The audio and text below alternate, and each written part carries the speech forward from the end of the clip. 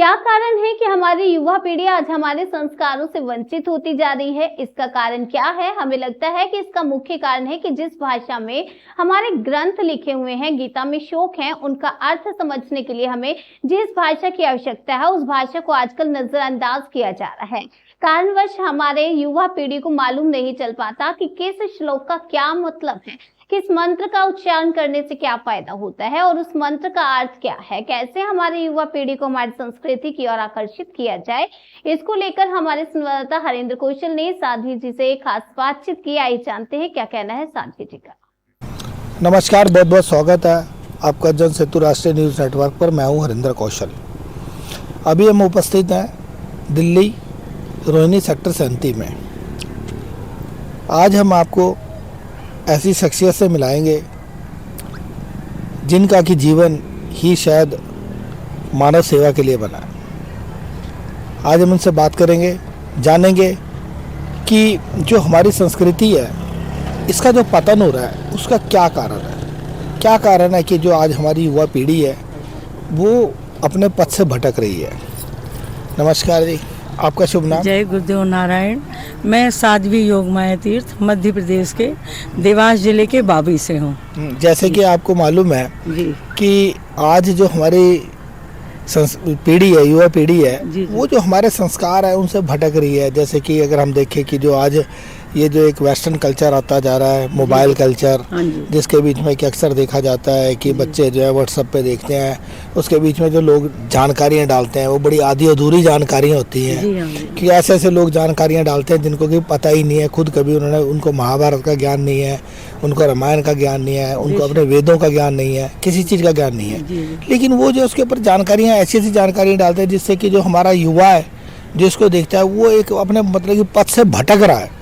तो आप क्या संदेश देना चाहेंगे युवा पीढ़ी को कि कैसे जो ये अपने पथ से भटक रहे हैं इनको कैसे रोका जा सकता है? जी, सबसे पहले तो युवा पीढ़ी को जो भटकने से हमको रोकना है, तो हमको जिस प्रकार से वृक्ष को यदि हरा भरा रखना है तो जड़ में पानी दिया जाता है, जल सींचा जाता है, तभी उसमें वृक्ष में फल फूल लगते हैं और वो हरा भरा रहता है। इसी प्रकार से हमारी जो युवा पीढ़ी है वो हरे भरे वृक्ष की भांति है।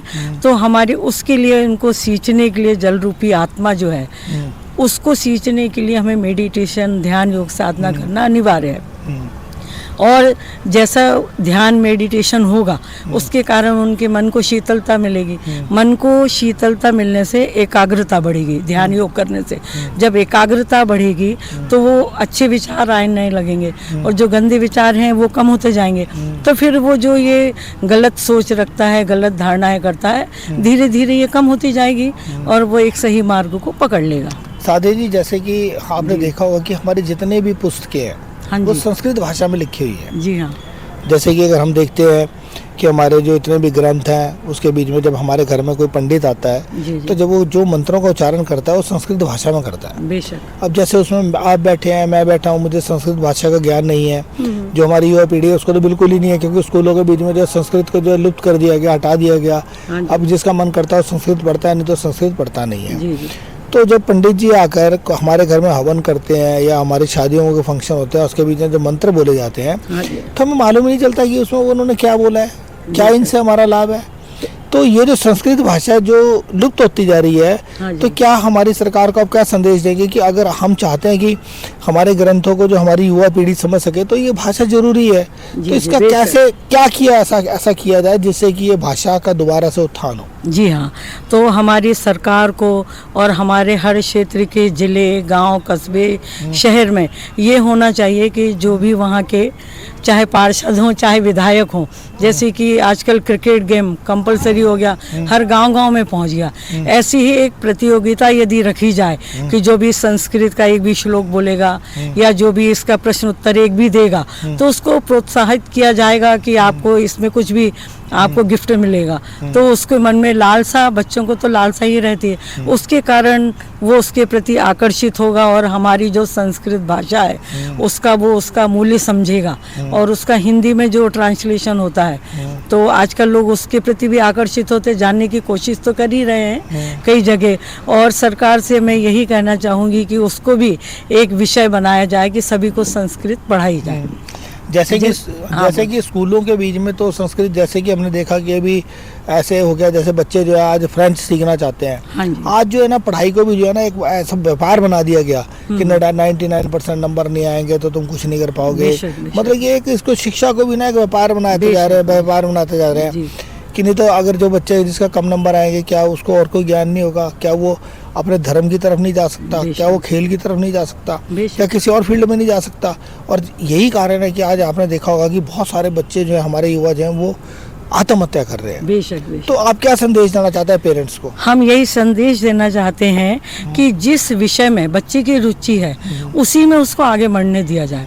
यदि फेल होता है तो कोई बात नहीं, उसको प्रेम से समझाया जाए कि आप आगे जाइए, नहीं हो रहा तो उसको दूसरे सब्जेक्ट में हम डाल सकते हैं। और इसके अलावा यदि वो नहीं कर पा रहा है तो उसको फिर विधि का विधान, जान हानि लाभ सही है जाहि विधि राखे राम, ताही विधि रहिए, ताकि कम से कम लोग आत्महत्या तो नहीं करेंगे। और उसको प्रेम से समझा के दोबारा रिपीट करवा सकते हैं। 1 बार 2 बार 3 बार में तो निकलेगा बच्चा, नहीं निकलता तो कोई बात नहीं, फिर उसको दूसरे किसी कारोबार में हम लगा सकते हैं। अगर सचिन तेंदुलकर के माता पिता यही सोचते हैं कि भाई अगर ये पढ़ के डॉक्टर बन जाए, इंजीनियर बन जाए, तो सचिन तेंदुलकर तो सिर्फ 12th पास है, लेकिन उसने फिर भी विश्व में इतना बड़ा नाम कमाया। लता मंगेशकर थी, अगर उनको चाहते कि भाई उनको माँ बाप चाहते कि वो डॉक्टर बन जाए, इंजीनियर बन जाए, तो पॉसिबल नहीं था ना। तो जो युवा पीढ़ी है इसको क्या संदेश देंगे कि अगर जिस क्षेत्र में आप जाना चाहते हैं उस क्षेत्र में जाइए, क्या जरूरत है कि आपको इंजीनियर बनना है, डॉक्टर बनना है? बेशक। देखिए, जीवन यापन के लिए जो जरूरी है तो उतना तो कर ही लेते हैं, तो जरूरी नहीं है कि आप इंजीनियर डॉक्टर बने। और बने तो अच्छी बात है, नहीं बन पा रहे तो जिस रास्ते से आप जाना चाहते उसी में आगे बढ़िए, उसी को हरी इच्छा मान के, ईश्वर की कृपा, गुरु की कृपा मान के, और उसी को जीवन यापन करने के लिए अपना माध्यम बनाना चाहिए और उसी में आगे बढ़ें। और सरकार से और सभी से कहना यही है कि अपने क्षेत्र में हिंदी भाषा और हमारी संस्कृत भाषा को प्रोत्साहित किया जाए और इसके लिए जैसे प्रतियोगिता रखी जाए या सब्जेक्ट बना के सभी को पढ़ाया जाए। भाई कोर्ट कचहरी में भी गीता की सौगंध दिलाते हैं, तो फिर हम जब गीता की सौगंध दिलवाते हैं तो गीता को पढ़ाए ना सबको, मालूम तो होना चाहिए गीता है क्या। तो उसमें संस्कृत और हिंदी दोनों का समावेश है। तो गीता को जब सौगंध देते हैं तो अनिवार्य मान के सभी को पढ़ाएं। और गीता में कहीं नहीं लिखा कि ये हिंदू मुस्लिम सिख ईसाई से संबंधित है, हर व्यक्ति के जीवन में अध्यात्म से संबंधित है और उसका मेडिटेशन से पूरा संपर्क है। किसी का ये नहीं है, बेशक उसमें अपने हिंदू धर्म के देवी देवताओं का नाम आया है, पर उसमें ये कहीं नहीं कहा कि ये आप ये पूजा करिए, ये करिए। उसमें तो ज्ञान दिया है भगवान ने, तो उस पर तो कोई भी चल सकता है, ये चीज़ है। अब देखिए, जैसे कि आज आप यहाँ पर आई हैं और ये हिंदू समाज संगठन के द्वारा यहाँ पर एक बहुत अच्छा कार्य किया जा रहा है। जो विजय प्रधान है ये पूरी कोशिश कर रहे हैं कि जो हमारी युवा पीढ़ी है इधर उधर भटकती है वो यहाँ पर आए। यहाँ पर आने के बाद जो जैसे कि उन्होंने यहाँ पे नया गौशाला का निर्माण किया है। कल यहाँ पर हनुमान जयंती के अवसर के ऊपर यहाँ पर सुंदरकांड का आयोजन किया गया था। तो इनकी पूरी तरह से एक तरफ से हिंदू जो संगठन है ये पूरी कोशिश कर रहा है कि जो हमारा युवा भटक रहा है वो किसी न किसी तरीके से यहाँ पर आए, अपने संस्कारों से जुड़े। तो जैसे कि गौशाला का निर्माण किया गया, इसके विषय में आप क्या बोलेंगे? ये इसके बारे में हमारे जो विजय भाई जी हैं, द हिंदू संगठन के राष्ट्रीय अध्यक्ष जी विजय भाई जी, तो इनके द्वारा बहुत ही सराहनीय कार्य किया गया है और मैं भी इसका एक हिस्सा हूँ। मैं राष्ट्रीय महिला अध्यक्ष हूँ इसी संस्था से, संगठन की। और हमारे जो विजय भाई जी ने ये जो गौ माता की सेवा की है ये कोई विरला ही करेगा, क्योंकि और गायों को तो कई लोग पाल लेते हैं, पर ये भाई जी जो है, जो घायल है, एक्सीडेंट हो गई है, किसी ने किसी गाय को मार दिया है या कुछ उनको तकलीफ दी है तो उनकी सेवा करने जाते हैं। अभी हम आपको जो ये इंटरव्यू दे रहे हैं, अभी हमारे भाई जी की गाड़ी गई हुई है गाय की, जो खबर आई है। तो भाई जी के द्वारा गौ सेवा के अलावा यहाँ पे सारे धार्मिक आयोजन किए जाते हैं और यहाँ पे नंदन वन की योजना वृक्षारोपण की भी है और यहाँ पे भूखे को भोजन, प्यासे को पानी, संतों की सेवा, कोई भी आके यहाँ रुकता है, कभी भूखा नहीं जाता, आधी रात को भी कोई आ सकता। गरीब महिलाओं की सहायता, उनकी शादी विवाह करवाना और शिक्षा के मार्ग में भी जो गरीब बच्चे हैं उनको पढ़ाने के लिए, भाई किसी की फीस नहीं है, वस्त्र नहीं है, किताबें नहीं है, तो वो हर प्रकार से सहयोग करते। और आध्यात्मिक, राजनीतिक, सामाजिक सभी स्तर पर जिस प्रकार का व्यक्ति आता है वो हर प्रकार से आधी रात को उनके लिए सहयोग करने तत्पर रहते हैं। आपको ऐसा नहीं लगता साधु जी कि जैसे कि अब जो हमारा क्षेत्र है जी। उसके बीच में जैसे ऐसे और भी संगठन आ गया है और हम लोग कोशिश करें कि जैसे हम छोटी छोटी जगह पर जाकर, जैसे पहले जो स्कूल होते थे, जी। जैसे मैं डीएवी हाई स्कूल से पढ़ा हूँ, तो डीएवी स्कूल के बीच में हवन होता था, एक बुक होती थी धर्म शिक्षा, जिसमें धर्म के बारे में बताया जाता था। तो हमें ऐसा नहीं करना चाहिए कि जैसे कि हम भी छोटी छोटी जगह पर जाकर कुछ एक ऐसे कैंप लगाएं, बच्चों को शिक्षा दें अपने।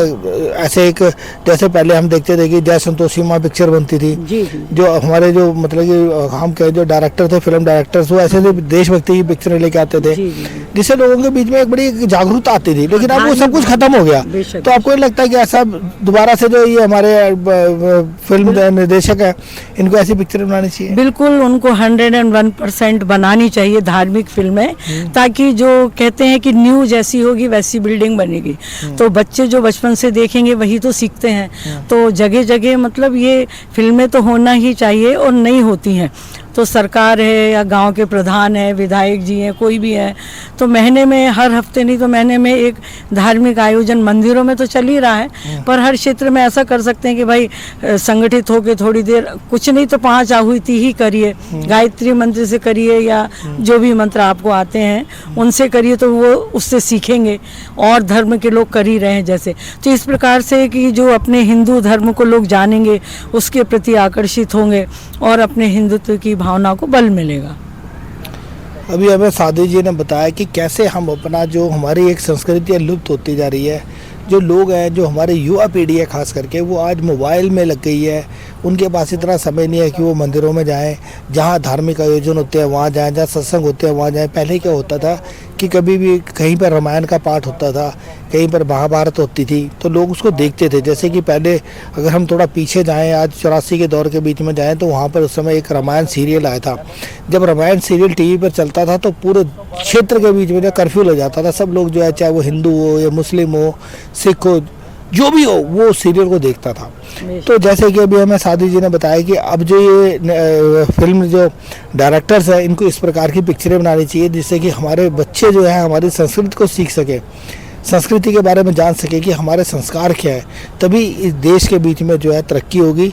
और जो हमारी युवा पीढ़ी है, जब तक इन चीज़ों से नहीं जुड़ेगी तब तक बहुत ही मुश्किल है कि देश का विकास हो सके। एक चीज़ और कहना मैं भूल गई थी, मैं ये कहना चाह रही थी, बहुत ज़रूरी है जो कि आजकल वस्त्रों पे कोई ध्यान नहीं देता। माता पिता, भाई बहन, कि अपने घर के बच्चे बच्चियों को बोलें कि वस्त्र है बिल्कुल पाश्चात्य से भी बेकार होते जा रहे हैं। लेकिन ये है ना कि जब हम वस्त्रों के लिए किसी को बोलते हैं, अगर हम भी अपने चैनल पर चलाते हैं तो बोलते हैं भाई हमारी ये तो स्वतंत्रता है, हमारे को रोका जा रहा है। इसीलिए बोल रहे हैं कि जो माता पिता भाई बहन है उनको बताना चाहिए कि भाई उनको ध्यान देना चाहिए ना, वो दूसरे की तो मानते नहीं है। तो वस्त्रों पे विशेष ध्यान देने की आजकल आवश्यकता है बच्चों को। और घर में आजकल की बच्चियां काम भी कम करती हैं, पढ़ाई के साथ साथ काम भी ज़रूरी है।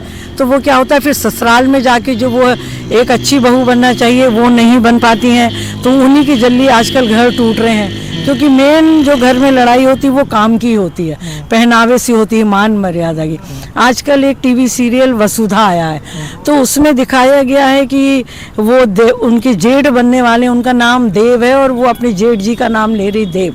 तो मेरा आपसे निवेदन है कि इस बात को आप ज़रूर लोगों में अपने इस चैनल के माध्यम से बताएं कि अपनी हिंदू संस्कृति को लुप्त करने के लिए एक वसुधा सीरियल आ रहा है, जिसमें कि जेठ का नाम छोटे भाई की बहू, होने वाली बहू नाम ले रही है। तो बताइए, अपने हिंदू धर्म को लुप्त करने के लिए इस टाइप से सीरियल के माध्यम से, जिस भी माध्यम से हो रहा है, तो हो सके तो उनके ऊपर कार्यवाही भी की जाए।